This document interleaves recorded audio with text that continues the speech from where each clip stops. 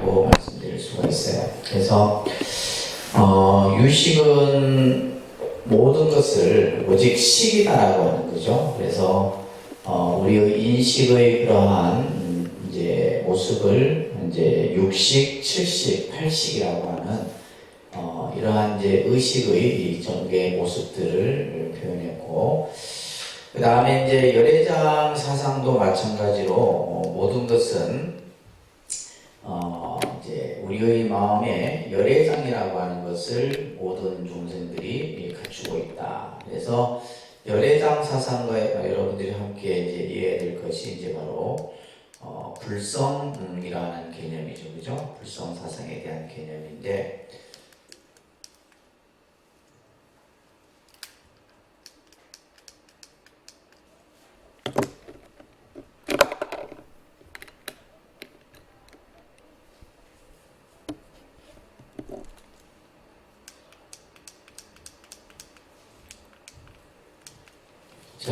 그래서 불성을 모든 중생이 함유하고 있다라고 하는 것이 이제 열애장과 불성의 개념에서 우리가 이제 살펴봤었습니다. 그래서 이 대승중뒤에 나타난 두 가지 개념은 굉장히 중요한 어떤 불교 사상의 그러한 지위를 가지고 있다라고 말씀드릴 수가 있고, 자, 오늘하고 이제 우리 다음에 공부해야 되는 정토, 그 다음에 밀교, 이 두 가지 사상도 이제 대승불교에서 중요하게, 우리가 이제 밀교 같은 경우는 대승 후기에 이제 이렇게 속한다라고 얘기를 합니다.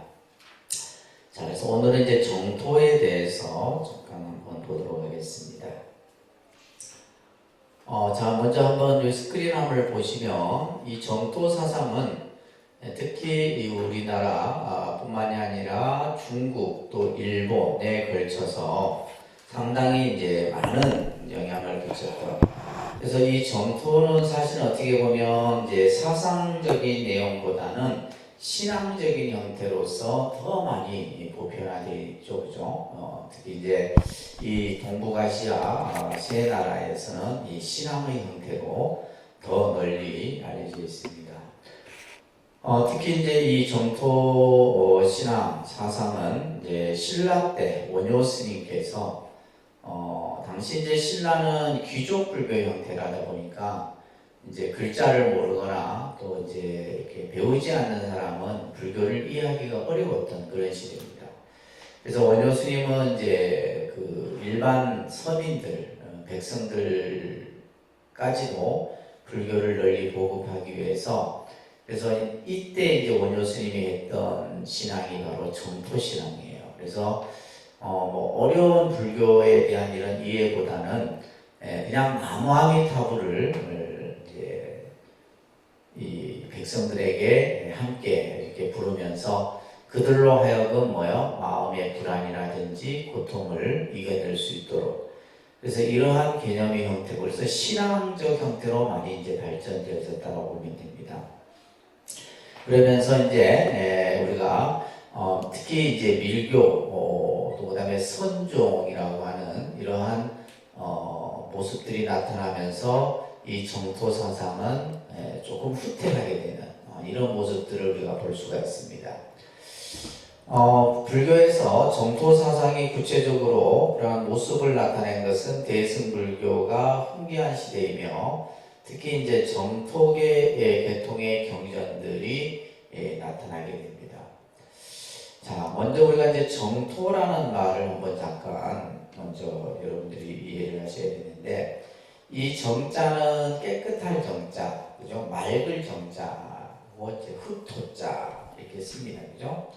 보통 우리가 이제 정토하면 극락정토 라고 하는 이제 이러한 이제 극락이라는 용어를 같이 붙여서 극락정토다라고 이제 사용하기도 하는데, 이제 실질적으로 우리가 부처님의 세계를 전부 정토 세계다라고 얘기를 하는 거예요.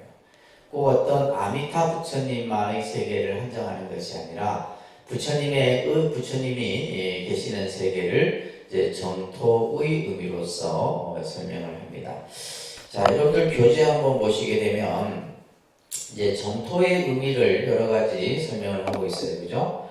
그래서 청정한 불국토라는 뜻으로 이제 우리가 중생이 사는 세계에 대비한 의미로서 정토라는 말이 사용된다. 그래서 우리가 사는 세계를 사바세계라고 해요. 그러니까 사바세계. 이 사바세계를 예토다 그럽니다. 예자는 더러울 예자예요. 더러울 예자. 그래서 예토에 대비되는 말로서 정토 이렇게 사용된다라고 꼭 기억하셔야 됩니다. 그래서 중생이 사는 세계를 무슨 세계? 사바세계. 그가 이제 부처님이 머무는 세계를 정토세계 이렇게 이제 얘기를 여러분들이 이해를 하시면 됩니다. 이 정토세계는 여기에 사는 중생들은 일체의 어떤 몸과 마음에 근심 고통이 없어요. 오로지 뭐가 있다? 즐거움만 있다. 그래서 그것을 우리는 이제 극락이다라고 얘기를 하는 거예요. 그래서 아까 얘기했듯이 극락정토라는 용어를 같이 사용하지만은 꼭 이 극락정토만을 사용하는 것이 아니라 아까도 얘기했듯이 뭐요? 부처님의 세계를 우리는 뭐라 한다? 정토다 얘기를 하는 거예요.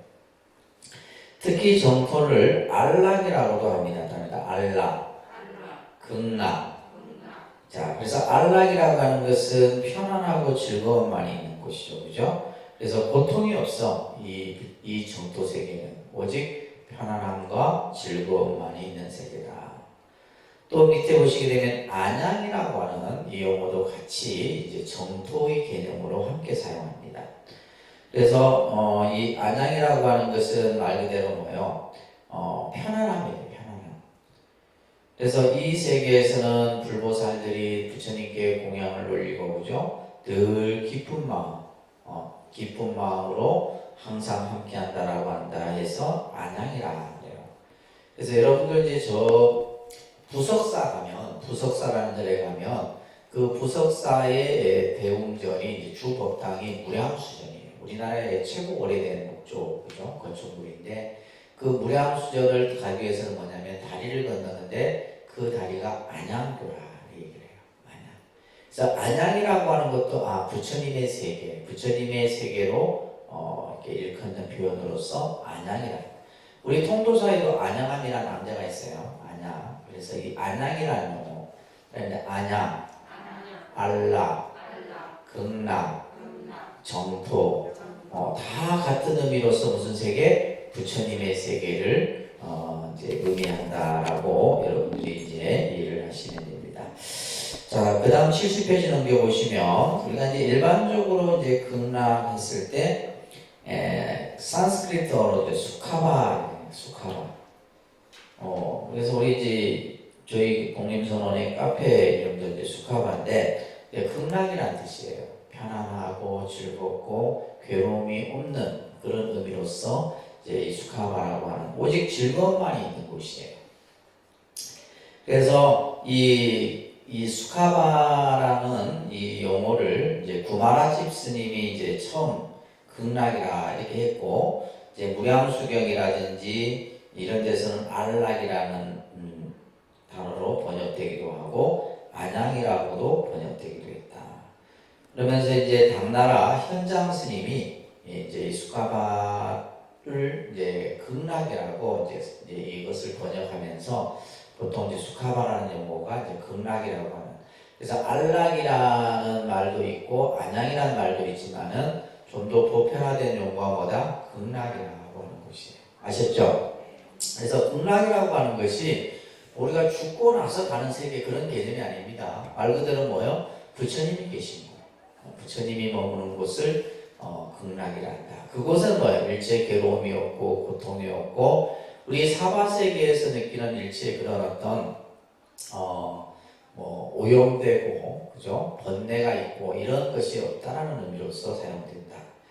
그래서 이제 교재에는 정토의 이제 여러 정토의 종류들을 설명하고 있는데 이것을 여러분들이 좀 잘 이해를 기억을 꼭 하셔야 됩니다.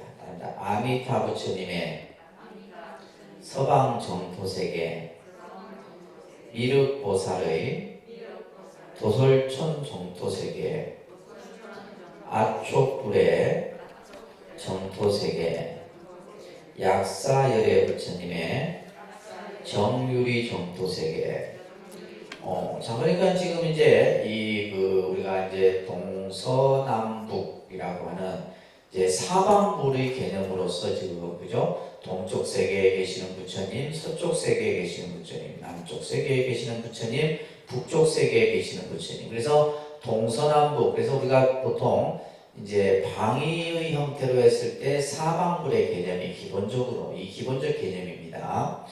그래서 아미타 부처님의 세계가 바로 서방 정토 세계예요. 이건 여러분들이 이제 많이 들어서 그죠? 알고 있는 내용입니다. 이 아미타 부처님은 전생에 법장이라는 스님으로서 수행을 했었다 그래요. 이 법장인 비구가 세자재왕 부처님, 이 세자재왕이라는 세자재왕 부처님이 계셨었는데 이 부처님께 가서 48가지 원을 세워요. 48가지 원을 세워서 이 원이 성취되어져서 만들어진 세계가 무슨 세계? 극락세계다. 서방 정토세계다. 아시겠죠? 이해되세요? 그래서 법장이라는 비구로서 수행을 하면서 48가지 원을 세워서 만들어진 세계가 서방 정토세계다. 그래서 이 아미타 부처님이 이제 성불한 지가 언제냐? 지금으로부터 10급이다. 10급이라고 하는 시간 전에 이미 아미타 부처님은 성불해서 지금으로부터 저 서쪽 10만억 국토를 지난 곳에 극락이라고 하는 곳이 있다. 이런 이제 내용들이 나오는데, 자, 이 내용이 여러분들 신행제 갖고 계시죠? 우리가 이제 늘 독송하는 아미타경이라는 경전에서 이 내용들이 써져요. 그래서 여러분들이 이제 이런 교리 공부도 하면서 경전도 나중에 이제 또 기회가 되면 이 아미타경도 공부를 하겠지만, 그죠? 여러분들 자 294페이지 보시면 부처님이 장로 사리불에게 말씀하십니다. 여기에서 서쪽으로 10만억 불국토를 지나면 한 세계가 있으니 그 이름을 뭐라 한다? 극락이라 한다. 이것이 아미타경에 딱 쓰여져 있잖아요. 그래서 저 서쪽으로부터 10만억 세계를 지난, 그래서 우리가 이제 생각할 때 와, 너무 멀지 않나 이 생각하는데 아니에요. 그러니까 이렇게 이제 설명을 하고 결국 뭐예요? 우리가 이제 하엄경 같은 데서도 수많은 그 부처님의 세계가 설해지지만은 결국 그 세계는 어디에 있어요? 내 한 생각 안에. 1년 안에 그 무량의 불찰 미진수 세계가 펼쳐지는 거예요. 결국 극락이라고 하는 것도 어디에 있어요? 내 1년 안에 있는 것이다. 그런 이제 개념들이 나중에 이제 여러분들이 교리를 공부하시고 또 스님들 설법을 듣다 보면 이제 그러한 내용들이 같이 설해지는 겁니다. 자, 그곳에 아미타 부처님이 계시어서 그죠? 지금도 극락세계에서 설법하고 계시다. 지금도 이 극락세계에서 아미타 부처님이 그 극락세계에 오는 중생들을 위해서 늘 법을 설하고 있다는 얘기예요. 밑에 보시면 사리불이여 저 세계를 어째서 극락이라 왜 극락이라고 하느냐 이 말이에요. 그곳에 있는 중생들은 아무 괴로움이 없어. 오직 뭐만 있어요? 즐거움만 있기 때문에 그 세계를 무슨 세계라 한다? 극락이라 한다. 이렇게 지금 경전에서 딱 나오는 얘기를 이제 정리해서 설명하고 있는 겁니다. 자, 그 다음에 이제 교재 보시게 되면 이제 반주삼매경이라든지 무량수경에서 이러한 아미타 부처님의 서방 정토 세계의 모습들을 그려내고 있어요. 자, 이 법장 비구가 세웠던 48가지 원 중에서 가장 핵심 원이 18번째 원이에요. 18번째 원. 이 18번째 원이 바로 뭐냐? 연불왕생원입니다. 그런데 연불왕생원. 이 연불왕생원은 내용이 뭐냐면 사람이 임종시에 나무아미타 부처님을 향해서 일념으로 10번만 불러도 그 나무아미타불 10번만 불러도 바로 그 자리에서 아미타 부처님이 관세음보살, 대세지보살, 일로왕보살을 보내서 그 망자의 영혼을 극락세계로 인도했다. 이게 18번째 원이에요. 이 정토신앙에서 이 원이 가장 중요한 원입니다. 그러니까 정토신앙은 여러분들 어렵게 생각하면 안 돼요. 아주 간단해. 바로 이 지금 아미타부처님의 18번째 원이에요. 바로 나무아미타불, 나무아미타불, 나무아미타불 이 연부를 근데 우리가 쉽게 생각해 보세요, 여러분들. 내가 죽기 전에 18번 여러분들 나무아미타불 10번 할 것 같아요? 못합니다. 연불 수행을 아주 많이 한 사람일지라도 죽음에 임박해서는 죽음에 대한 공포, 두려움 때문에 연불이라는 생각을 할 수가 없어. 그때 이제 뭘 해야 돼요? 그럴 때는 옆에 있는 사람이 뭘 해요? 나무아미타불을 해줘야 돼요. 그게 이제 임종연불이에요. 그러면 내가 지금 뭐 죽음에 대한 공포, 두려움 막이잖아. 그럴 때 이제 이 의식은 모든 게 다 정지되어 있지만은 무슨 의식? 그죠? 이 청각은 들려요. 청각은 들려요. 그러니까 예를 들면 옆에서 나무아미타불 해주면 이제 돌아 막 숨이 이제 막 갔다 왔다가 할 거 아니에요. 그러면 이 사람이 나무아미타불을 듣고 마음이 편안해지는 거예요. 마음이 편안해. 죽음에 대한 공포도 없어지고 자기 스스로가 뭐요? 아미타 부처님께 의지하려고 하는 생각이 생겨요. 그러면 자기가 이 소리를 듣고 나무아미타불을 같이 하는 거예요. 그게 이제 우리가 말하는 임종연불입니다. 아셨죠? 아시겠어요? 그게 바로 먼저 우리가 요즘 말하는 호스피스잖아요. 호스피스. 그러니까 사람이 임종시에 그죠? 편안한 죽음을 맞이할 수 있도록 해주는 거잖아. 그러니까 불교에서 이제 이런 어떤 정토신앙에서 그런 것들이 굉장히 중요하게 얘기가 되는 겁니다. 자, 그래서 이제 이 본원이라고 하는 본원. 자, 이 본원은 우리가 이제 말 그대로 사홍소원이 본원이죠. 그죠? 우리가 원에 대해서 여러분들 공부하셨잖아요. 기본교리 때. 그래서 본원이라고 하는 것은 불보살이 내가 성불을 위해서, 깨달음을 위해서 세웠던 그 근본원을 본원이라고 해요. 그래서 우리가 이제 천수경에 보게 되면 관세음보살의 10대원이 나오고, 그죠? 열의 10대 바로문도 나오고, 여러 가지 원들이 나옵니다. 또 이제 우리가 화엄경 같은 데서는 보현보살의 10대 행원이 나오고, 이런 원들을 무슨 원이라고 해요? 본원이라고 해요. 그래서 이러한 원을 통해서 이제 아미타 부처님이 이 극락세계를 이룩하신 거예요.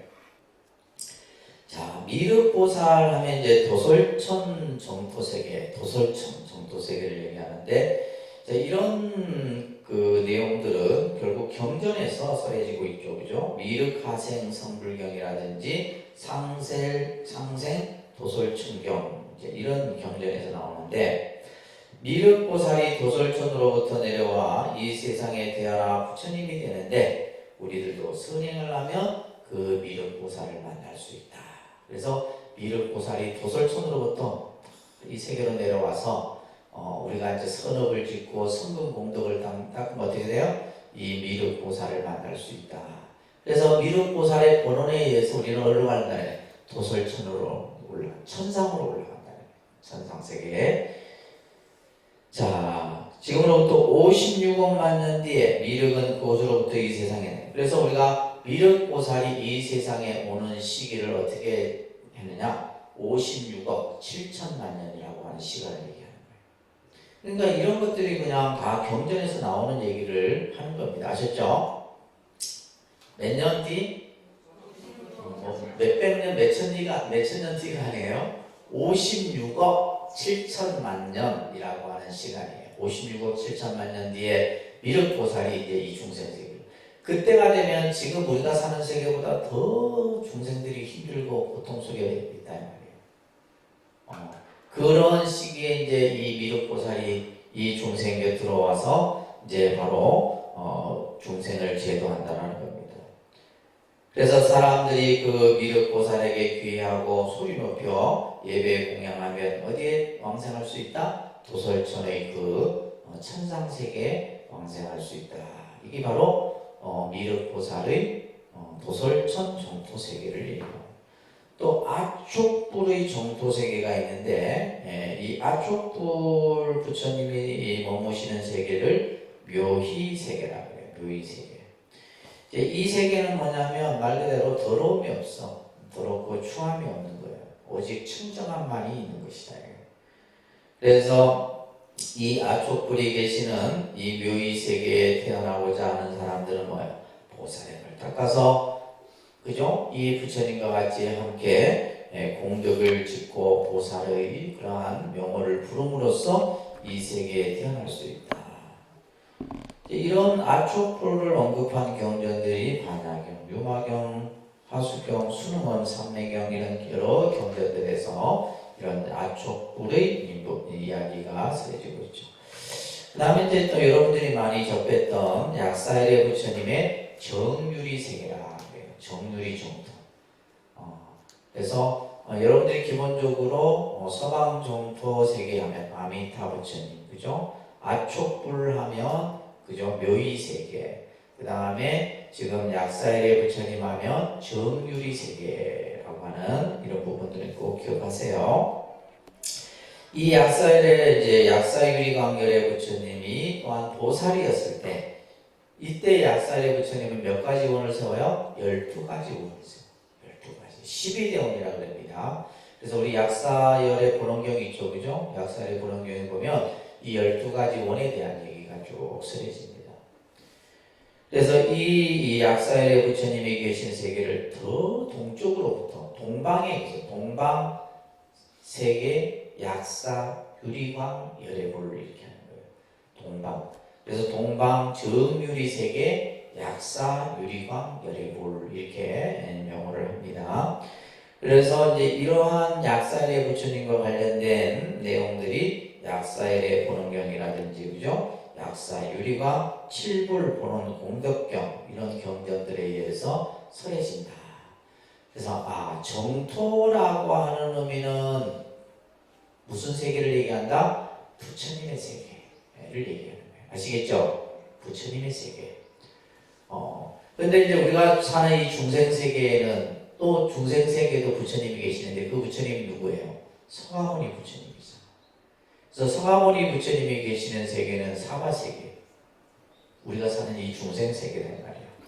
이해되세요? 이해됩니까?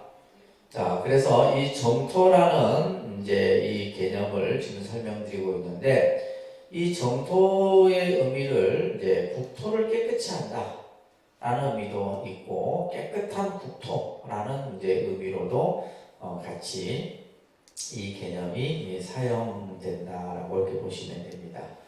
그래서 우리가 여기서 말하는 정토는 시방 세계 모든 부처님의 세계를 가리키는 말로 사용된다.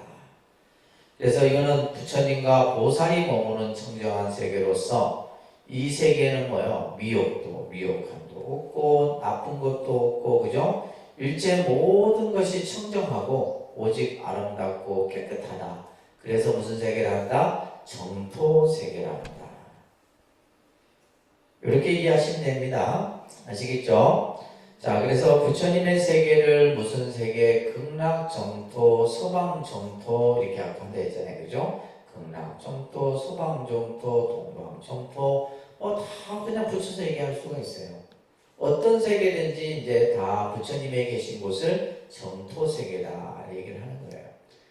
그래서 아까 우리가 공부했듯이 서방 정토는 안락이다, 극락이다, 안락이라고도 불리고 그죠? 이런 오직 즐거움만이 있는 곳이다 이런 뜻을 가지고 있습니다. 자, 법장보살님이 성불하여 서방에 계신다 이 말이에요. 자, 이곳에 가려면 10만억 국토를 지나 그 국토의 이름을 안락이라 한다. 자, 여기서 이제 우리가 안락이라는 말을 잠깐 한번 좀 그 뜻을 아미타경 소초라고 하는 곳에서 하고 있는데, 자, 안자는 무슨 안자예요? 편안할 안자죠. 편안할 안.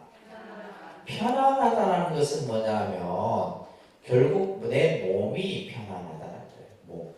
그래서 다시 말해서 내 몸에 어떠한 위험도 없다라는 거예요.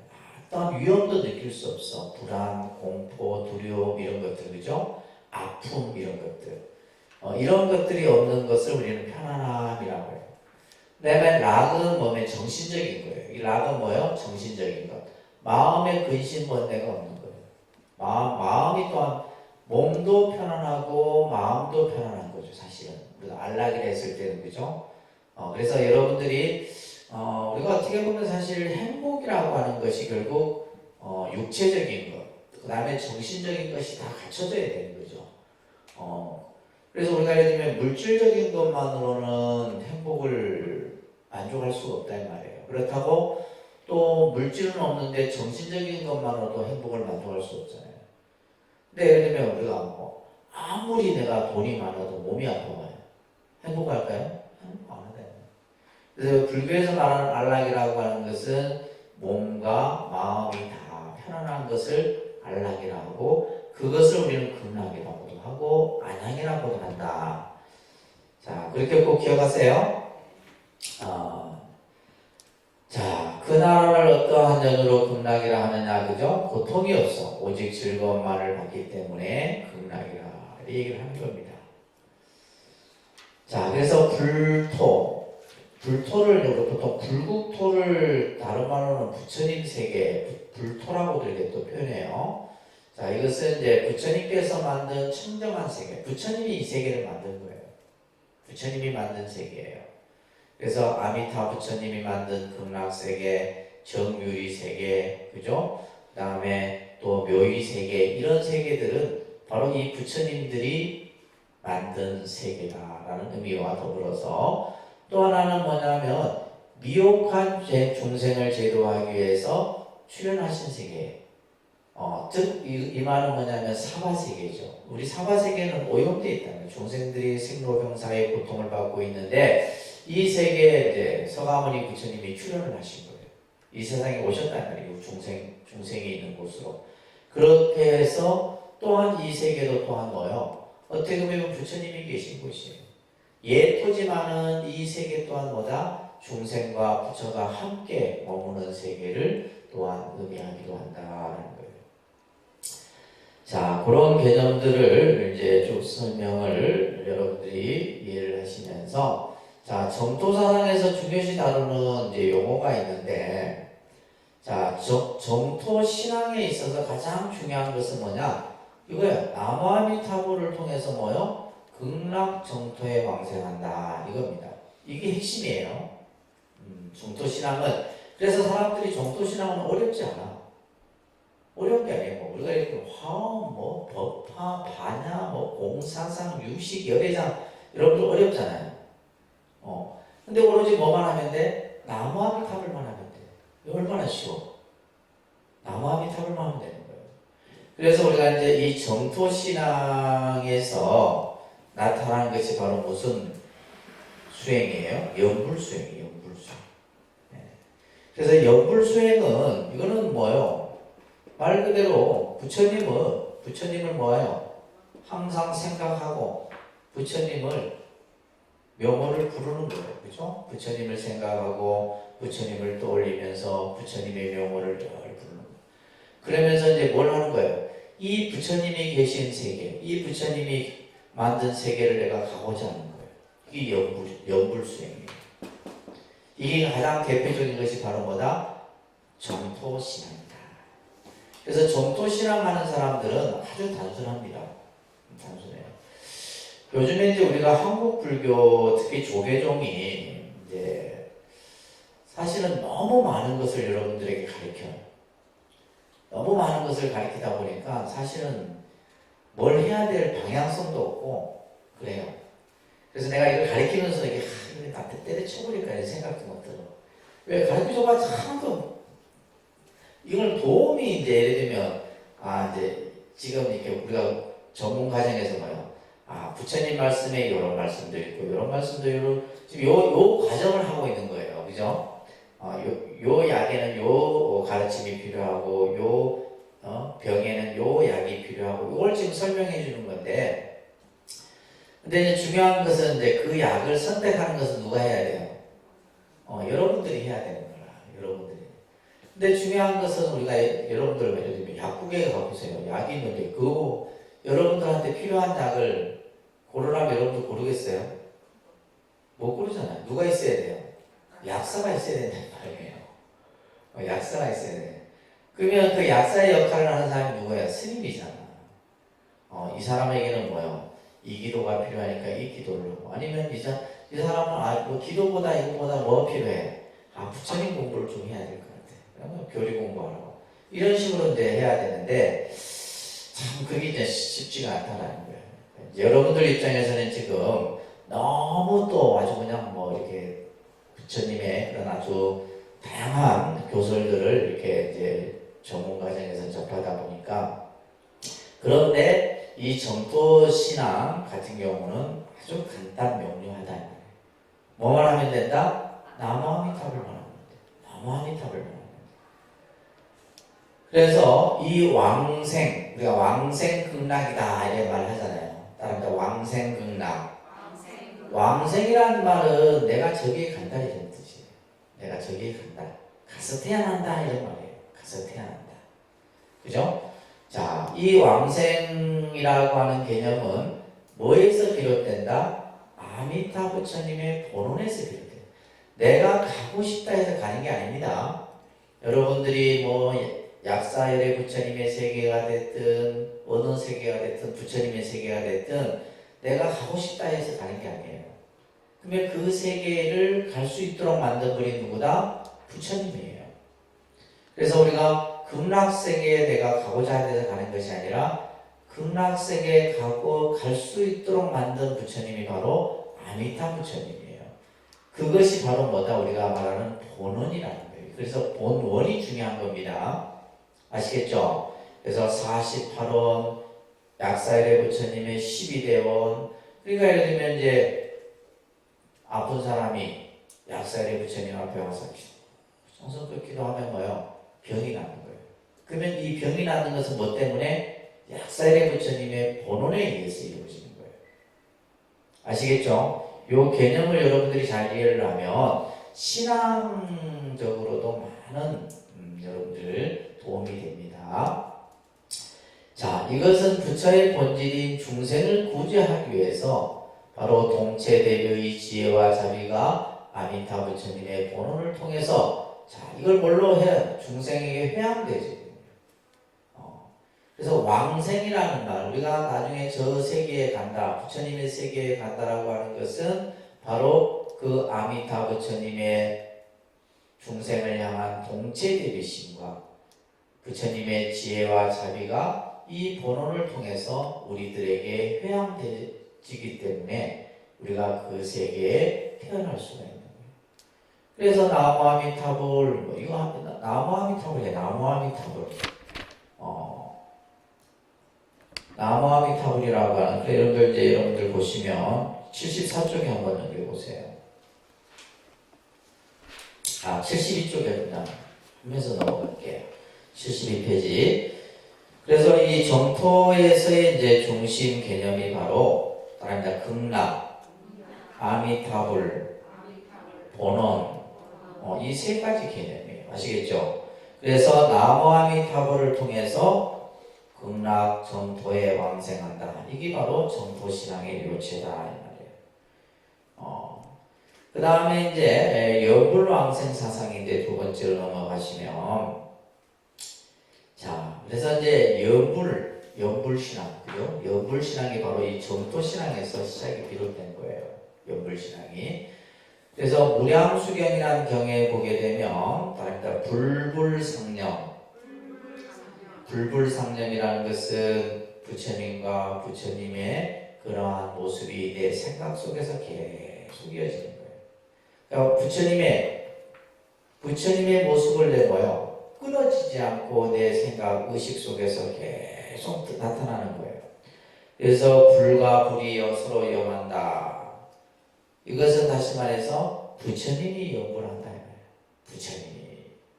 부처님을 생각하고 또 이 부처님이 또 부처님을 생각하고, 이것을 불불상념이라 해요.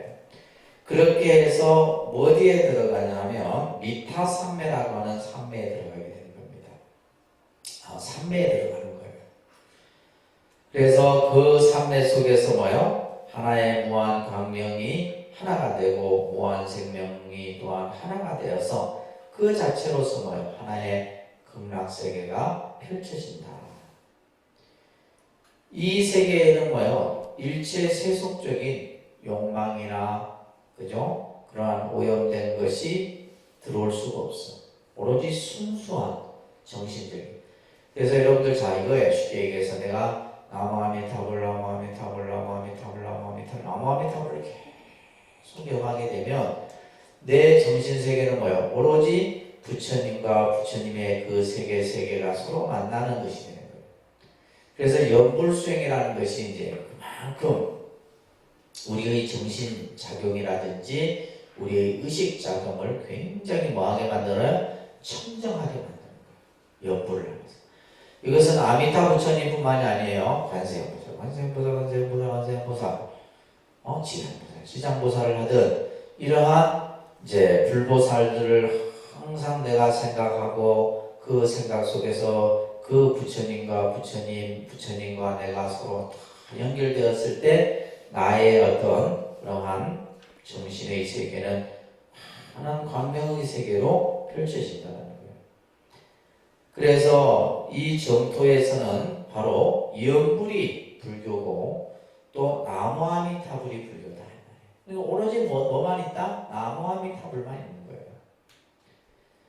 그리고 세 번째 구해일처 사상인데 이 구해일처 사상이 중요해요. 이 아미타계의 경전에 보면 극락세계에 태어난 중생들은 전부 한 곳에 모여서 항상 뭐예요? 아미타 부처님으로부터 설법을 들어요. 이러한 내용들이 이 아미타경 속에 서해지는데, 자 여러분들 나무아미타불 이게 이제 아미타불이라고 하는 그죠? 아미타불, 아미타파, 아미타유스. 그래서 이제 보통 이제 중국인들이 아미타, 그래서 아미타파.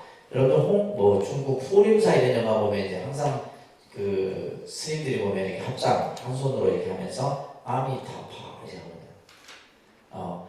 그만큼 뭐가 성행했다는 거예요. 정토신앙이 중국 불교에서 굉장히 뿌리를 내리고 있다는 거예요. 우리 한국 불교도 마찬가지로 그죠? 무슨 전부 천도제라든지 이런 어떤 제의식은 전부 정토신앙과 다 연결되어 있는 겁니다. 웹에서 결과를 찾았습니다.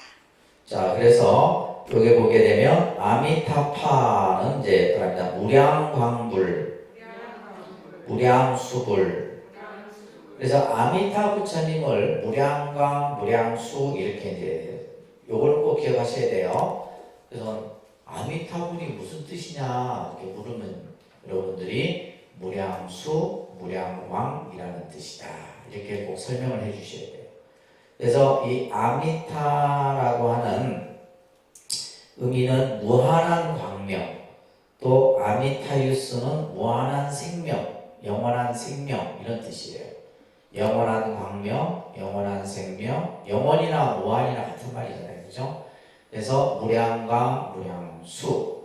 그래서 아까 이제 저 부석사 같은 경우는 뭐라 그랬어요? 무량수자 이렇게 무량수자. 그러니까 무량수 하니까 뭐요? 아미타 부처님이라는 뜻이에요, 그죠? 그다음에 이제 또 보통 우리가 뭐 극락전이라고도 하지만은 또 때로는 이제 무량광이라는 표현을 쓰기도 합니다. 무량광, 무량수 이런 뜻을 가지고 있는 의미를 여러분들이 잘 이해를 하셔야 돼요.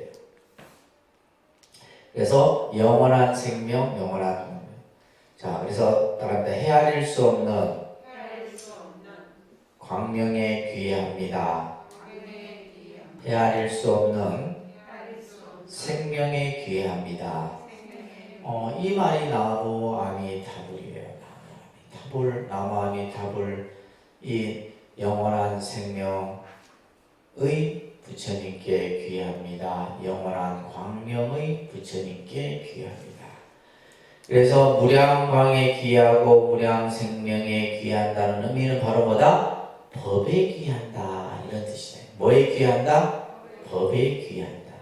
영원한 생명, 영원한 그죠? 광명이라는 것은 바로 부처님의 법을 얘기하는 거예요. 이것은 바로 뭐다? 삼업으로서 진리 그 자체에 귀해하는 것이 바로 나무 아미타불의 의미다. 자, 따라합니다. 연불은 불불상념의 뜻으로 부처와 부처가 서로 염한다.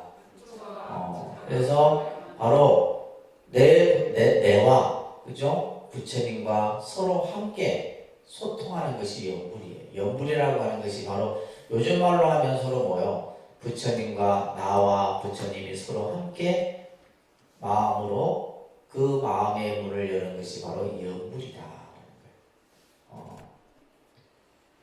우리 이제 쉽게 얘기하면요. 누군가를 생각하면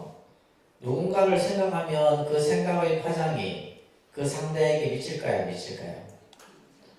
그것을 우리는 쉽게 말해 텔레파시라고 하죠. 텔레파시를 그래. 누군가를 생각하면 그 생각이 텔레파시 그 연파, 그것은 이제 우리가 이제 텔레파시라는 표현보다 불교에서는 연파라 하는데 생각이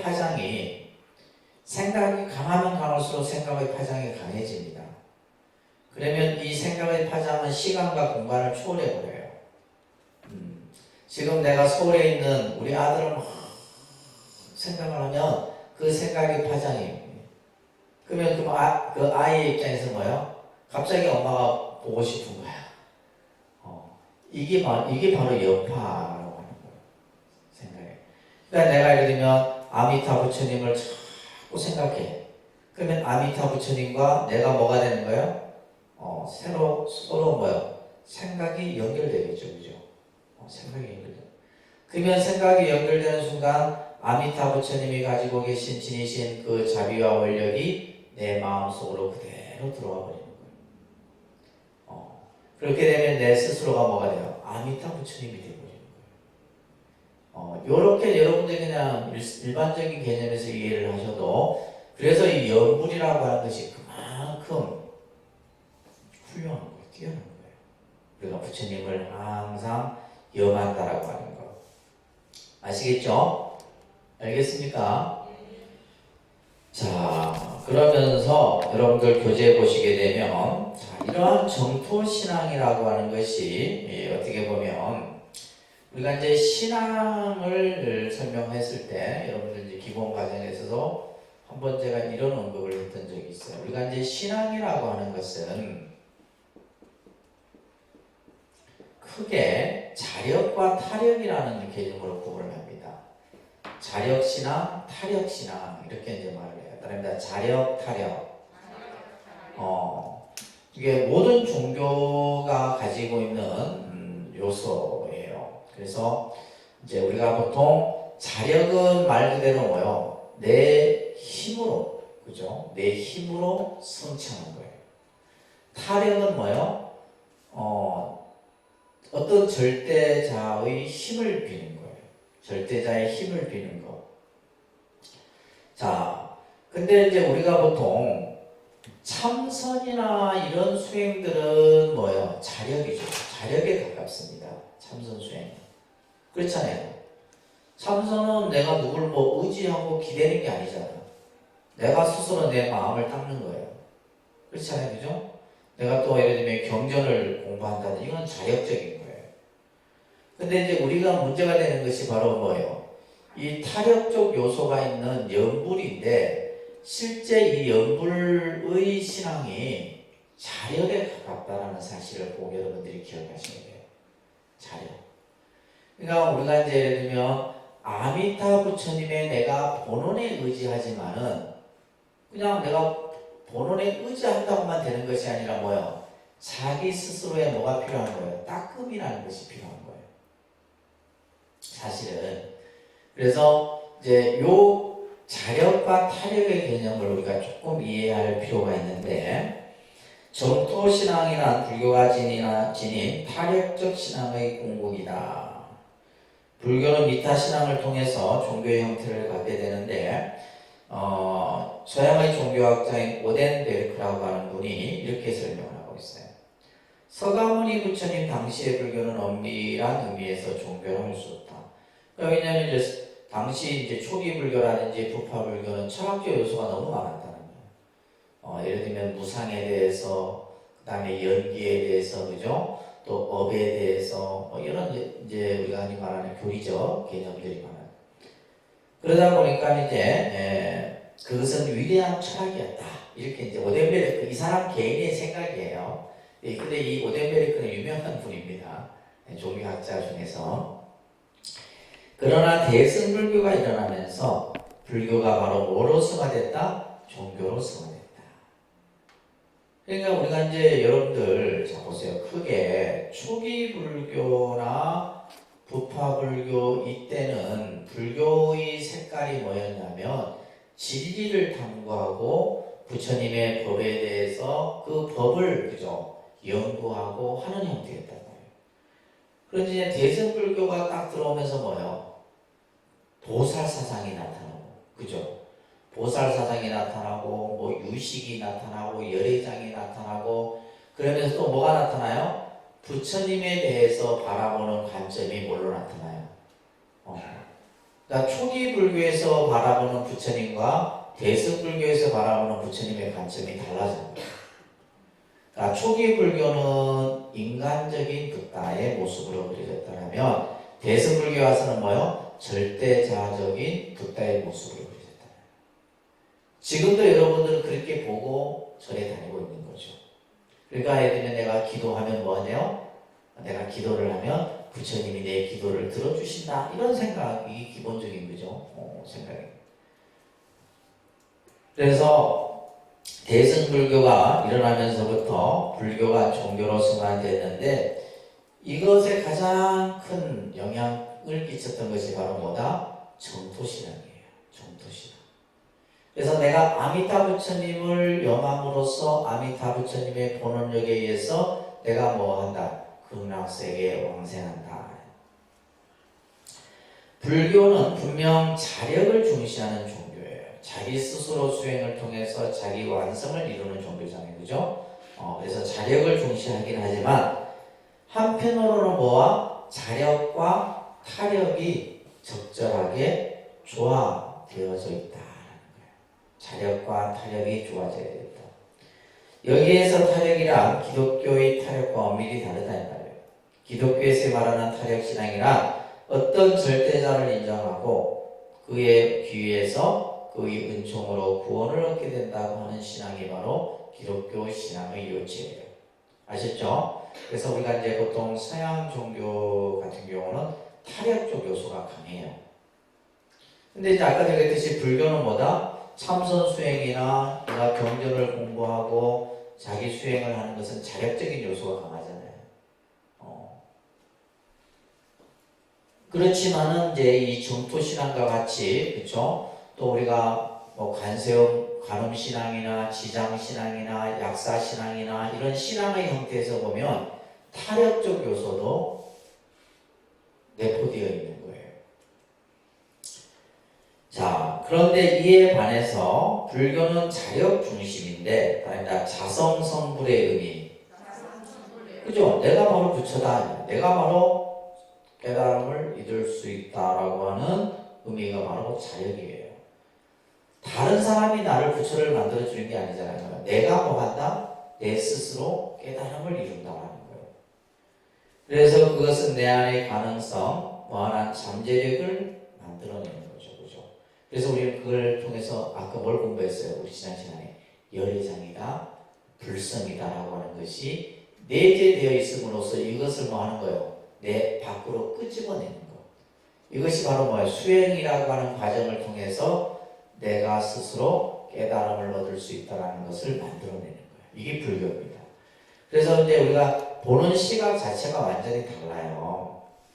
그러나 과연 자력만으로 모든 일이 가능하냐 이 말이에요. 불보살이 가피는 없는 것이냐. 이와 같은 의문에 봉착할 때 대승불교는 뭘 한다? 이 두 가지의 조화를 내세우는 거예요. 즉 다시 말해서 말입니다. 의타성. 의타성이라는 말은 내가 불보살을 의지하는 거죠. 그죠? 불보살을 의지해서 불보살에게 귀의해서 내가 이루고자 하는 것을 성취하는 거예요. 그 다음에 자력성이라고 하는 것은 내 힘으로, 그죠? 내 수행으로서. 그래서 이 두 가지의 적절한 조화를 통해서 우리가 이루고자 하는 목표를 이루는 것. 그래서 이제 불교는 어떻게 보면 자력과 타력을 적절한 조화로서 이루어져 있다. 반면에 기독교는 뭐다? 100% 타력이죠. 내가 예를 들면 뭐 내가 혼자서 그냥 뭐 저 천당에 올라가고 내가 혼자서 구원이 되는 게 아니잖아요. 반드시 뭐요? 절대자에 의해서만이 내가 구원이 될 수 있고, 그죠? 할 수 있는. 요 개념을 정립을 여러분들 정확하게 하고 계셔야 돼요. 아시겠죠? 요거 중요한 내용입니다. 요거 지금 이해되세요? 자력과 타력이 이해되세요? 자력과 타력. 그러니까 우리가 연불수행이라고 하는 것도 결국 뭐냐면 자력과 타력이 같이 조화되어 있는 거예요. 자력과. 예를 들면 내가 안딱 가만히 있는데 아미타 부처님이 나를 내가 극락세계에 갈 수 있느냐는 아니라는 거예요. 내 스스로의 어떤 노력과 또 신심과 원력이 같이 갖춰져야 되는 거예요. 자, 이런 개념들을 정리를 하면서 이제 우리가 이 정토 삼부경을 조금 여러분들이 기억하셔야 돼요. 우리 앞에서 법화 삼부경도 있었죠, 그죠? 또 뭐 삼부경 개념이 여러 개 있었어요. 그런 것들 정리를 잘 해주세요. 따라합니다. 무량수경, 아미타경, 관무량수경. 이 세 계통의 경전이 이제 우리가 가장 중요한 정토 이제 사상에서 다루어지는 경전입니다. 무량수경은 상하 양본으로 이루어져 있어요. 쌍본경이라고도 불려지는데 이 경전에서는 어떤 내용들이 이제 서려지냐면 밑에 보시면 상본에서는 아미타 부처님이 이 극락세계를 만든 그 원인과 과거에 대해서 서려져요. 왜 아미타 부처님이 이 세계를 만들게 되었는가, 이런 과정들이 나온다, 이런 얘기예요. 자, 그 내용 속에는 이제 아미타 부처님이 과거에 법장보살이었을 때 8가지 원을 세워서, 그죠? 그 원을 수행을 한 결과 이제 그 원을 성취하여 아미타 부처님이 되어져서 그리고 극락세계를 이루겠다. 이런 내용이 상본에서 나오고, 하본에서는 뭐냐면 이제 어떻게 하면 중생이 극락세계에 갈 수 있는가, 극락세계에 가는 방법에 대해서 설명하는 거예요. 아시겠죠? 자, 그러면서 77쪽에 보시면 누구든지 아미타 부처님의 이름을 듣고 기쁜 마음으로 신심을 내요. 그래서 우리가 이제 천도제 할 때 뭘 해요? 마지막에 나무아미타불을 부르는 거잖아요. 그래서 나무아미타불을 아주 정성껏 간절하게 부르면 뭐요? 영가 또한 따라서 한다. 영가 또한 그 소리를 듣고 같이 따라서 하는 거예요. 아시겠어요? 그냥 똑같아요. 그러니까 우리가 예를 들면 사람들이 모여갖고 나무아미타불 이렇게 같이 연불을 하게 되면 가만히 있던 사람도 생각으로 나무아미타불을 하게 되고, 이 우주법계에 있는 모든 영혼들이 다 나무아미타불을 같이 하는 거예요. 막 그냥 나무아미타불을 부를 때 뭐요? 막 그냥 마음속에서 뭔가 그 어떤 환희심이 일어나는 거예요. 그렇게 이제 연불을 만들어가는 겁니다. 그래서 기쁜 마음으로 신심을 내어 잠시라도 지성으로 극락세계에 태어나기를 원하는. 중요한 것은 이게 있어야 돼요. 내가 저 세계에 가고자 하는 마음이 있어야 된다는 말이에요. 그럴 경우에는 아미타불의 원력으로 극락세계에 태어난다라는 거예요. 그리고 5번째, 이게 중요한 내용인데, 극락세계에 태어나도 그 태어나는 근기, 그죠? 근기와 또 복력에 따라서 극락세계가 상, 중, 하로 나눠져요. 상의 상중하, 중의 상중하, 하의 상중하. 그래서 9단계로 나눠져요. 그것을 구품연대라고 합니다. 그러니까 구품연대. 그러니까 9단계 이런 얘기예요. 스님, 악한 사람도 극락세계에 태어날 수 있습니까? 태어날 수 있다. 태어나는데 이 사람이 이제 마지막에 뭐요? 자기가 한 잘못을 참회하고 뭐요? 나무아미타불 부처님의 본원력에 기해서 내가 마지막 그죠? 아미타 부처님께 귀의를 해.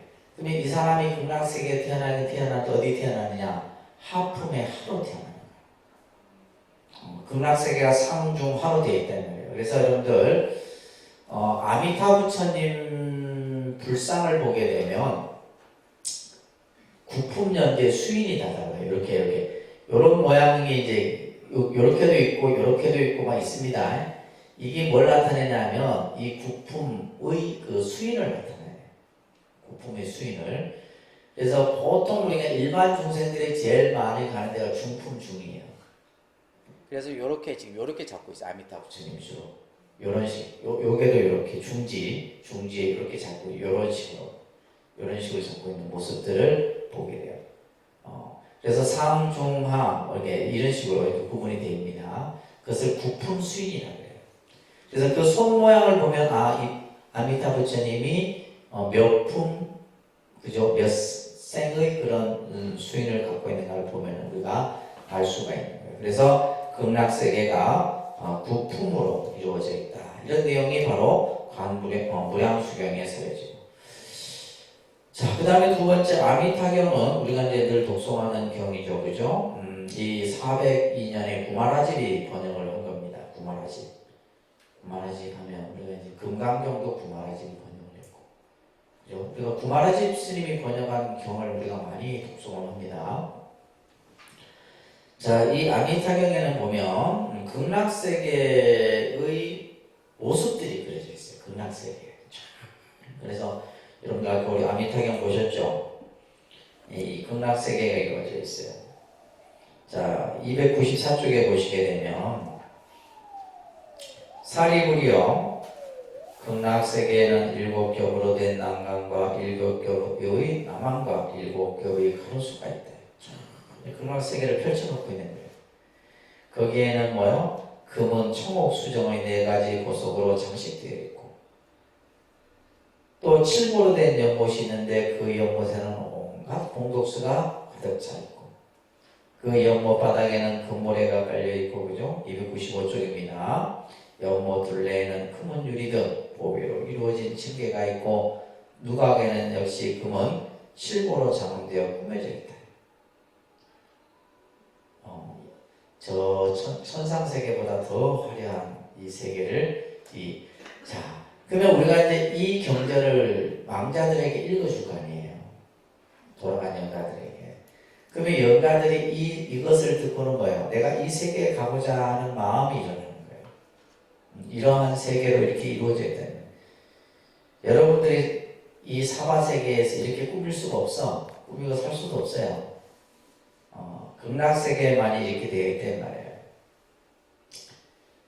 이 세계에는 아름답고 향기롭고 청결하다. 이것은 전부 봐도 뭐라 공덕장엄으로 이루어집니다. 이것은 뭘로 이루어졌다? 공덕장엄으로 이루어져 있다. 또 이 세계에서는 천상의 음악이 울려 퍼지고, 그죠? 천상의 꽃비가 내리고, 그리고 이 세계의 중생들은 아침마다 꽃을 가지고 부처님께 공양을 올려, 또 공양을 올리고 와서는 산책을 하면서 이것 또한 이렇게 극락세계, 또 온갖 그냥 새들이, 그죠? 노래를 하고 이런 내용들이 쭉 서려집니다. 이렇게 이제 한글로 된 걸 보면 여러분들이 무슨 내용인지를 알게 돼요. 극락세계는 또 이제 뭐냐면 그런 얘기가 있어요. 극락세계는 사식이에요, 사식. 우리가 이제 생명이 음식을 섭수하는데 4가지가 있는데, 인간은 단식이라고 해요. 인간은 뭐요? 단식. 여러분들 밥을 먹을 때 어떻게 해요? 수저로 이렇게 뭉쳐서 먹잖아요. 수저로 뭉쳐서 밥을 입에 넣죠? 인도인들은 손으로 먹어도 마찬가지예요. 손으로 해도 밥을 이렇게 뭉쳐갖고 넣습니다. 그래서 인간은 단식이라고 해요. 귀신은 촉식이에요. 귀신은 뭐라고요? 여러분들 집안에서 제사 지내면 음식 없어져요, 안 없어져요? 근데 귀신은 뭐예요? 음식에 몸을 대이면 배가 불러요. 그래서 음식이 그대로 있어요. 근데 맛은 있어요, 없어요? 안 먹어봤어요? 맛이 없다 이 말이에요. 제사 지내고 나면 음식은 맛없어요. 절에서 지내는 제도 마찬가지예요. 그래서 귀신은 촉식이에요. 촉식. 음식에 대이면 배가 불러요. 부처님은 견식이에요. 부처님은 딱 보면 배가 불러요. 그러니까 과일 뚜껑에 그대로 있잖아. 부처님은 견식이에요. 부처님은 딱 보여요. 극락세계는 사식이에요. 기가 막히는 사식. 사식은 뭐냐면 생각만 해요. 아, 내가 오늘 피자 먹고 싶은데 피자가 딱 나타나요. 그러니까 생각만 해도 뭐예요? 바로 배가 불러요. 여러분들이 걱정하는 뭐 설거지니까 할 것도 없어요. 음식 쓰레기 나오지도 않아요. 극락세계는 사식이에요. 사식. 생각만 해서. 이런 이야기들이 다 경전에 나옵니다. 아셨죠? 알겠습니까? 자, 그래서 우리 교재 77페이지 보면 이러한 극락세계는 아미타불의 공덕과 장엄으로 이루어져 있다는 것을 설하고 있는 거예요. 아시겠죠? 그런 내용들이 전부. 그래서 나무아미타불을 1년만 불러도. 그러니까 임종시에 부르지 못하고 나면 죽고 나서 7일간 또 이제 돌아간 망자를 위해서 가족들이 1년 동안 1년으로 나무아미타불을 불러도 그 공덕으로 극락세계 왕생한다. 이런 내용들이 서려져 있습니다. 이 아미타경도 여러분들 한글로 읽어보시면 아주 좋은 내용들이 많습니다. 그런 내용들도 우리 한번 이것도 한번 나중에 언제 경전을 강의를 해야 돼요. 자, 여러분들 300페이지 한번 신행지 보시게 되면 300페이지 한번 보세요. 사리구리여 선남자 선여인들이 아미타불에 대한 설법을 듣고 하루 이틀 사흘 나흘 닷새 엿새 이래 동안 한결같은 마음으로 아미타불의 명호를 외우되 나무 아미타불을 부르는 거예요. 마음이 흐트러지지 않으면 그 사람이 임종할 때 아미타 부처님이 여러분들과 함께 거룩한 분들과 앞에 그 사람 앞에 나타난다. 얼마나 거룩해요. 여러분들이 연불수행을 많이 하시라는 거예요. 내가 나무 아미타불을 1년으로 부르면 뭐 어떻게 해요? 내가 이제 저승으로, 그러니까 여러분들은 뭐요? 저승사자가 와서 데려가는 게 아니라 불보살들이 와서 여러분들 영접해서 극락세계로 바로 모셔요. 막 그냥 옥졸들한테 끌려가고 가서 그냥 연달대가 앞에서 심판받고 하는 게 아니라 말이에요. 그 길을 택하실래요? 부처님을 따라가실래요? 이 정토신앙이에요. 이 정토신앙. 그래서 이 정토신앙하는 사람들은 신심이 굉장합니다. 정토행자들이라고 그러는데 이분들은 신심들이 뭐 연불 한 번 앉으면 연불을 몇 시간씩 하고 그래요. 엄청납니다. 자, 그런 내용들이 이렇게 아미타경에 나와 있어요. 참 내용 좋습니다. 내용들이 너무 좋아요. 자, 그 다음에 교재에 보시면 관무량수경이라는 경이 있는데 관무량수경. 이 관무량수경은 이제 강량야사라는 분이 이제 번역을 하게 되고 원래 이제 경명은 관극락국토무량수불 관세음보살 대세지보살 이런 원경명이 길게 있어요. 이제 줄여서 관무량수경이다. 요게 이제 관자를 여러분들이 유심히 봐야 돼요. 이 관자. 그래서 이 관무량수경에는 16관법이 나와요. 그래서 무량수 아미타 부처님에 대한 이제 그러한 관법을 통해서 이제 그 극락세계에 왕생하는 내용이 나오게 돼요. 그래서 여러분들 교재 80쪽에 보면 16관법이 나오는데 이거는 이제 모르셔도 돼요. 그냥 해놓은 겁니다. 자, 이 관무량수경은 이제 첫째는 두 가지 관에 대한 설명이 나오는데 하나는 관견이라고 그랬더니 관견, 관지. 자, 이 관견과 관지는 뭐냐면 아까 우리 아미타경에서도 봤죠. 나왔지만은 극락세계의 아름답고 그죠? 불가사의한 그러한 모습들을 내 마음으로 그리는 거예요. 그죠? 막 내가 그것을 생각하는 거예요. 이것을 관견이라고 해요. 칠보로 이루어져 있고 칠보의 연못 속에 온갖 금은 유리가 있고 그죠? 이런 것들을 극락세계의 모습을 그리는 것을 관견이라고 하고, 관지는 뭐예요? 아미타 부처님께 귀하는 절대적인 믿음을 관지라고 해요. 그래서 관무량수경에서 관이라고 하는 뜻에는 이러한 두 가지 의미가 있는데, 이 관무량수경은 참 그 스토리가 재미있는 것이 여기에는 어떤 내용이 나오냐면 왕사성의 비극이라고 하는 이제 이 장면이 나와요. 왕사성. 우리가 이제 부처님 당시 왕사성 하면 빈비사라 왕이라는 왕을 여러분들 기억하실 거예요. 그죠? 빈비사라 왕과 위제이라고 하는 왕비 사이에 아자타 사투 왕자가 이제 아들이 태어나게 되는데, 나중에 이제 이 아자타 사투 왕자와 제바달타가 두 사람이 이제 모의를 해서 어떤 일이 벌어지냐면, 이 아자타 사투 왕자는 빈비사라 왕을 감옥에 가둬서, 자기의 아버지를 감옥에 가둬서 굶겨 죽입니다. 굶겨 죽이는, 그래서 이것을 왕사성의 비극이라고 해요. 그리고 이 제바달타는 뭐예요? 부처님의 공양에 독약을 넣어서 부처님을 암살하려고 해요. 요 사건의 이야기가 이 지금 이 관무량수경에 서려지게 됩니다.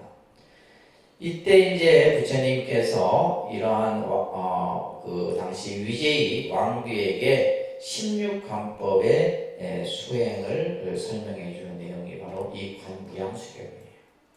그런 내용들이 서려져 있는데, 특히 여러분들 교재 79쪽에 보시게 되면 우리 중생들이 극락왕생을 하기 위해서는 세 가지 복을 먼저 닦아야 된다. 이 3세의 복을 설명을 하고 있어요. 첫 번째는 세복이라고 하는 내용이에요. 세복, 계복, 행복. 그래서 세복은 뭐냐면 우리가 이제 살아가면서 좋은 일을 하는 거죠. 좋은 일을 하는 거예요. 그래서 나쁜 일을 하지 않고 좋은 일을, 그래서 부모에게 효도하고 어른을 섬기고 그죠? 십선업을 닦는 거죠. 그래서 십악업의 반대가 십선업이잖아요. 그죠? 그래서 10가지 선한 업을 닦음으로써 세상에 복을 짓는 거예요. 보시를 행하고, 그죠? 말을 부드럽게 공손하게 하고, 여러 가지의 어떤 세상사 속에서 내가 복을 짓는 거고, 계복은 부처님에게 삼보에 귀하고 여러분들 이제 받았던 5계를 잘 지키는 것이 계복이고, 행복은 이제 바로 뭐요? 부처님의 가르침을 내가 잘 배우고 실천하는 거예요. 이러한 세 가지의 복을 이제 이 관무량수경에서 설해지고 있다라는 내용들을 여러분들이 정리를 좀 하시면 좋을 것일 거예요. 아시겠죠? 특히 이 관무량수경에는 어떤 내용이 나오냐면, 이거는 이제 법화경에서도 나왔던 내용이에요. 이 지금 제바달타하고 빈비사라 왕, 그 다음에 아자타 사토왕, 요 얘기는 법화경에서도 나와요. 법화경 이제 그 수기품 중에서도 바로 이 악한 사람도 성불할 수 있다. 이제 이런 내용이 법화경에서 나왔었는데, 이 관무량수경에서는 뭐요? 악인도 구제 대상으로 삼고 있다. 이런 얘기예요. 그래서 악인은 범부 중생으로서 자신의 욕망을 채우기 위해서 무엇이든지 할 수 있고, 또한 자기의 명예와 안락을 위해서는 뭐요? 자신의 자신마저도 버릴 수 있다는 인간의 이기적인 욕심을 가진 위제이, 당시 이제 이 빈비사라 왕의 부인을 묘사하고 있어요. 또 아까도 얘기했듯이 부왕을 그죠 굶겨 죽이고 또 부처님을 독살하려고 했던 이러한 어떤 사람들조차도 부처님께서는 뭐요 구제의 대상으로 삼았다는 거예요. 그래서 아미타 부처님의 구제의 대상은 바로 뭐다? 악한 사람. 세상을 살면서 악한 일을 했다 할지라도 뭐요 그 사람조차도 아미타 부처님은 구제하려고 한다는 거예요. 이런 개념이 관무량수경 속에 담겨 있고, 두 번째는 뭐냐면 여인성불이에요. 이 여인성불 하면 또 우리 법화경에서도 나왔었잖아요, 그죠? 법화경에서도 이제 예를 들면 여성도 성불할 수 있다라고 하는 이런 메시지가 나왔었는데, 이 관무량수경에서도 마찬가지로 이 여인 성불에 대한 얘기가 나오고 있다는 거. 자, 요런 이제 개념들이 아까 아미타경은 바꾸죠. 자, 그러면 이제 우리가 이제 이 사상에서 이제 중요한 것이 바로 뭐다? 연불수행이다. 무슨 수행? 연불수행이에요. 그래서 아까 자력이다, 타력이라 이런 말 말씀드렸죠, 그죠? 자력과 타력이 적절한 조화를 이루고 있는데, 그래서 바로 나무 아미타불, 나무 관세음보살, 나무 지장보살 전부 이게 바로 연불수행이에요. 그래서 이러한 어떤 우리가 일반적으로 보편적으로 하는 연불수행에 대해서 이 정토신앙에서 중요하게 얘기해요. 또 하나는 뭐요? 정토세계를 구현하자. 정토세계를 실현하자는 거예요. 우리가 사는 세계가 비록 오염되고 더러운 예토지만은 뭐요? 부처님이 사는 세계, 그죠? 즐겁고 행복함이 있는 세계, 이러한 세계를 우리 이 세계에서 구현하자라고 하는 것이 바로 이 정토신앙이에요. 그래서 이제 여러분들 경주라고 하는 이 도시가 경주에 원래 서라벌이죠, 서라벌. 그러니까 서라벌이라고 하는 명칭도 원래 인도의 스라바스티라고 하는 어원에서 비롯됐다라고 하는 얘기가 있어요. 그래서 이 경주라는 이 도시 자체가 뭐냐면 부처님의 세계를 구해놓은 거예요. 당시 이제 신라 시대 때 불교가 원체 성행하기도 했지만, 그죠?